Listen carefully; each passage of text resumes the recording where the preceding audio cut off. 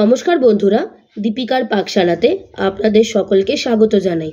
আবারও চলে এসেছি নতুন একটি রেসিপির সাথে।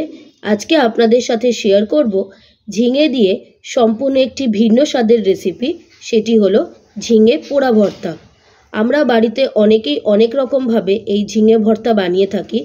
কেউ কাঁচা বেটে থাকি, কেউ সেদ্ধ করে এই ঝিঙে ভর্তা বানিয়ে থাকি। তবে আমি আজকে যেভাবে এই ঝিঙে ভর্তার রেসিপিটি আপনাদের সাথে শেয়ার করছি, আশা করি অবশ্যই আপনাদের ভালো লাগবে। আসুন দেখে নেওয়া যাক আমার আজকের এই রেসিপিটি।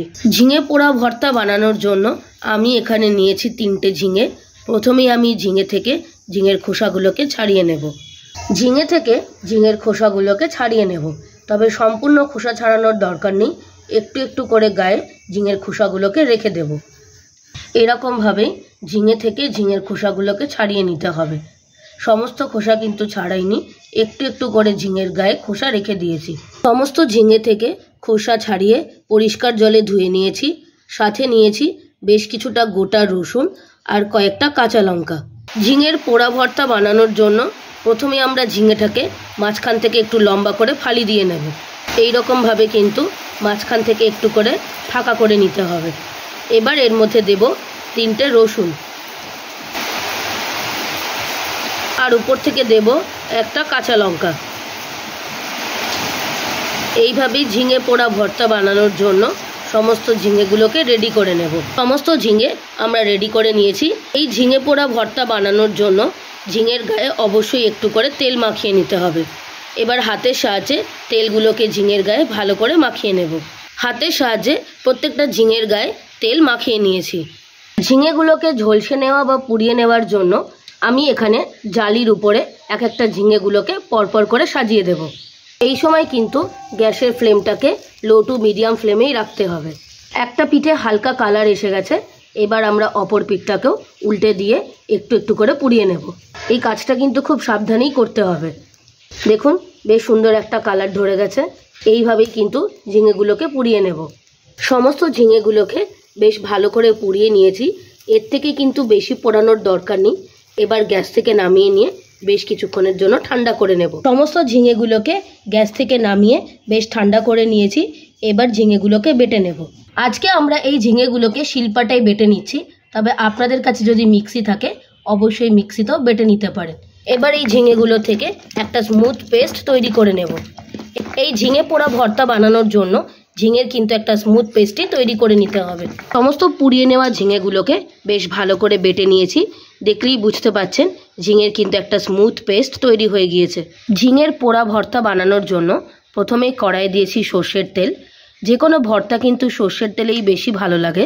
তেল বেশ ভালো মতো গরম হয়ে গেছে। এবার এই তেলের উপরে দেব 2টো ফাটিয়ে নেওয়া শুকনো লঙ্কা। শুকনো লঙ্কাটাকে প্রথমেই একটু তেলের সাথে ভালো করে ভেজে নেব। লঙ্কা ভালো করে ভেজে নিয়েছি। এবার লঙ্কা দুটোকে আমরা তুলে নেব। ওই তেলেই ফোড়নে দেব বেশ কিছুটা কালো জিরে। এবার ফোড়নের উপরে দেব আগে থেকে বেটে রাখা ঝিঙেটা। এবার মিডিয়াম টু হাই ফ্লেমে ঝিঙে বাটাটাকে অনবরত নাড়িয়ে যেতে হবে যতক্ষণ না পর্যন্ত ঝিঙে থেকে জলটা শুকিয়ে আসছে। এবার এই ঝিঙে বাটার উপরে দেব পরিমাণ অনুযায়ী হলুদ, স্বাদ অনুযায়ী লবণ। লবণ আর হলুদের সাথে ঝিঙে বাটাটাকে আবারও মিশিয়ে নেব।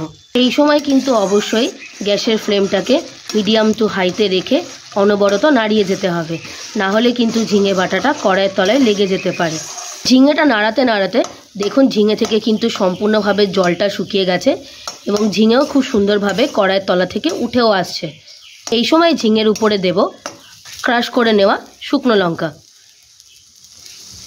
আপনারা কিন্তু এই শুকনো লঙ্কার পরিবর্তে চিলি ফ্লেক্সও ব্যবহার করতে পারেন। আবারও শুকনো লঙ্কাটার সাথে ঝিঙেটাকে বেশ ভালো করে মিশিয়ে নেব। ঝিঙে পোড়া ভর্তা আমাদের একদম রেডি হয়ে গেছে। এবার এটাকে আমরা একটা পাত্রে সার্ভ করে নেব। গরম ভাতে প্রথম পাতে জমিয়ে খাওয়ার মতো ঝিঙে পোড়া ভর্তা আমাদের একদম তৈরি হয়ে গিয়েছে। রেসিপিটি যদি আপনাদের ভালো লেগে থাকে অবশ্যই একটা লাইক করে দেবেন, আর আমাকে কমেন্ট করে জানাবেন আমার বানানো এই ঝিঙে পোড়া ভর্তার রেসিপিটি আপনাদের কেমন লাগলো। রেসিপিটি যদি আপনাদের ভালো লেগে থাকে আপনারাও একবার বাড়িতে এইভাবে বানিয়ে দেখবেন। আপনারা যদি আমার চ্যানেলে নতুন হয়ে থাকেন, চ্যানেলটিকে প্লিজ সাবস্ক্রাইব করে দেবার অনুরোধ রইল। আর সাবস্ক্রাইব করে দেবার পরে পাশে থাকা বেল নোটিফিকেশনটি অবশ্যই প্রেস করে দেবেন আমার চ্যানেলে নিত্য নতুন রেসিপির আপডেট পাওয়ার জন্য। ভালো থাকবেন, সুস্থ থাকবেন। দেখা হবে আবারও একটি নতুন রেসিপির সাথে। ধন্যবাদ।